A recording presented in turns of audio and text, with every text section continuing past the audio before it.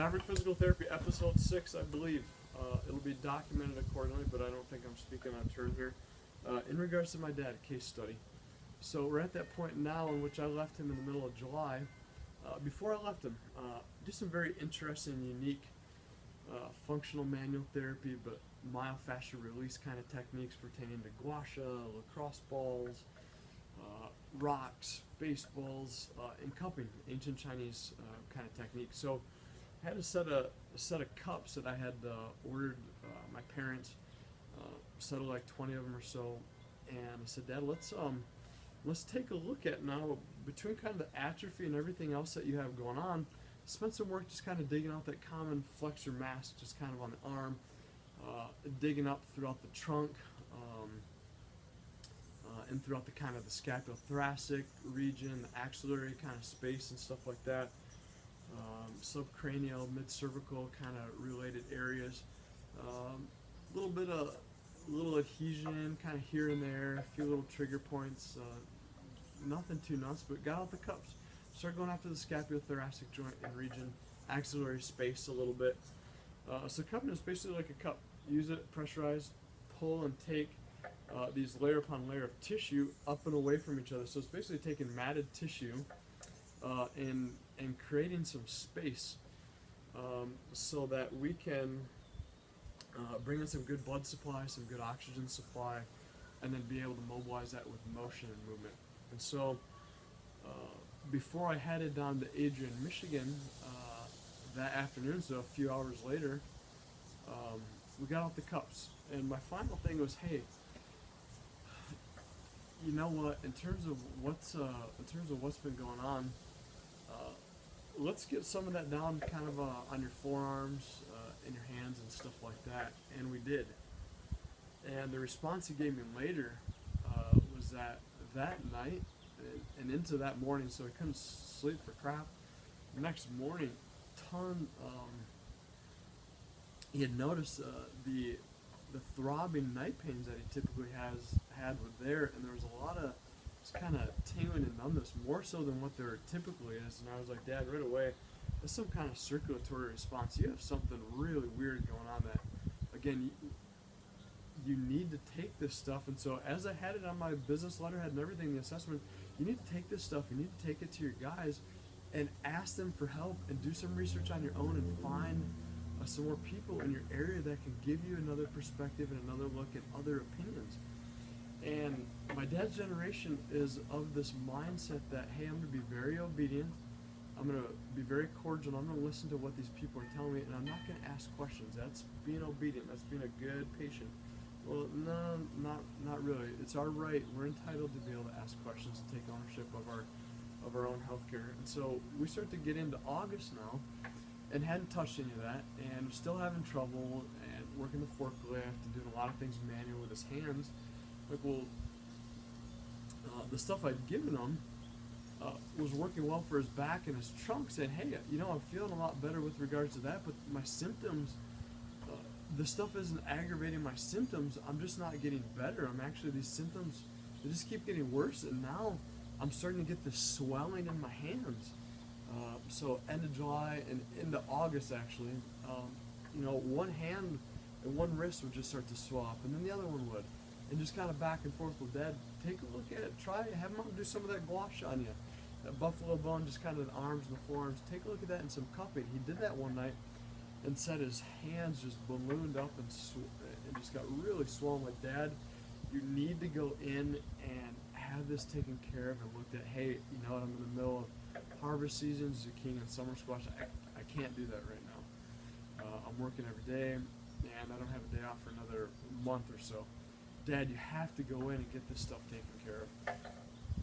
It was there was a day at the end of September 2015. It was a Monday, I remember. I remember being very busy at work that day, and my sister, who's a charge nurse and RN back in Grand Rapids, had dropped me a text message just really quickly. Hey, have you talked to Dad? Mom called me, and she's really concerned about him. I think he's checking himself into the emergency room. And my response back was, no, I haven't talked to him. Why? What's going on? and the response back was, hey, he thinks he has appendicitis. And so he basically got to the point where, so time frame on that Friday before that Monday morning, and I mentioned before, his pain tolerance is not human-like. It's unbelievable, unworldly. On this Friday, that night, I guess my mom had made some kind of chicken stew with a bunch of vegetables and other things, and he just thought that Friday night, that when his stomach wasn't starting to feel good, that he just had just maybe it was something that he ate. It spills into Saturday, not feeling better, a little nauseous. Sunday, kind of the same thing, maybe a little worse. Monday, it's to the point he can't even stand upright and walk. Right and lower quadrant, so having access to the internet, a nerdy technological guru now pulls out his iPhone in the middle of nowhere in Orchard, starts pulling the stuff up to look and see what he has. Well, I've got appendicitis. He called one of my aunts, who's an RN nurse there out on the East Coast, and he said, hey, I think I have this going on. I think I have appendicitis. She pulled over and said, you need to go to the hospital right now. Well, can they give me a shot, or can I get through the harvest season, or I'll just wait for Carol, my mom, to come home and maybe take me in later at the end of the day. And she's like, Brian, get your butt in there now. He goes in there, and later on, after the fact, my mom had been working as well. My sister had given me an update. She called and said, hey, Dad has appendicitis. They're going to go in and they're going to remove it. Based on some of the imaging they saw, they think there's a potential tumor in there as well. When it came to that, it was just almost like this gut-like feeling of, man, it just felt like my stomach almost dropped out of me a little bit. I'm like, a tumor. And I'm starting to, there's a lot of information over the past months now that are just kind of churning in me in terms of what had been happening and what had been going on symptom-wise. And,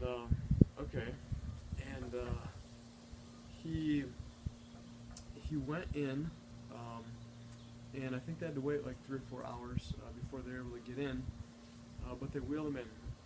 Appendectomy, we're looking at maybe 45 minutes of a procedure.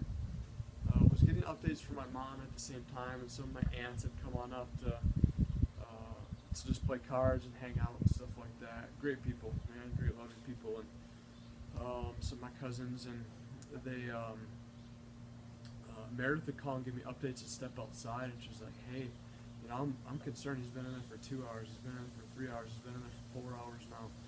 I'm like, what the? She's like, well, if it gets bad enough, the doctor's coming in and giving updates, and the nurse came in and gave an update at one point in time, said, hey, there's a tumor in there, and the appendix had actually ruptured. And it was, I think this was probably it's right up there, one of the worst days, one of the worst times in my life.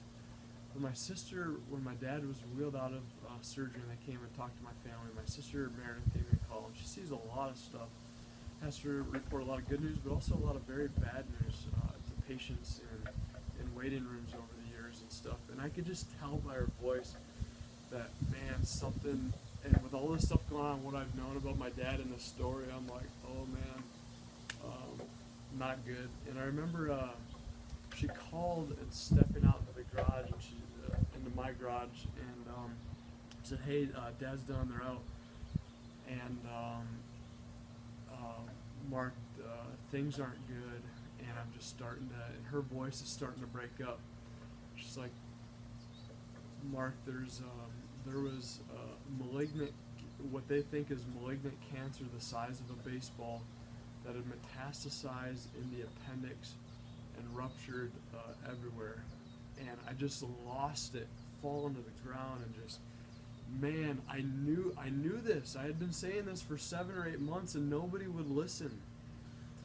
And it was, what she had explained is this, and ultimately what it was this neoplasm, this malignant mucosal cancer in the appendix that had ruptured and metastasized and spread to the colon, in which at that point in time we have 10 feet of our large intestines. They removed 2 feet of it. Ultimately, my father lost in another surgery in November of 2015, a 12-hour surgery. ended up in all of this having 6 feet of his large intestines removed, and obviously the appendix. Had his spleen removed, a small portion of the pancreas, and this cancer, it's this jelly-like material that it sticks to stuff and becomes concrete. They went in with a laser and literally carved out the inner of his abdominal wall, going from pubic tubercle to xiphoid process, and laying him open and literally laying his organs out on the table as much as they could. And it had traveled to the point in which it was just below the diaphragm and the lungs, had not gotten to those yet. And they felt like the prognosis was good and that this was a slow form of moving and growing cancer, which it ultimately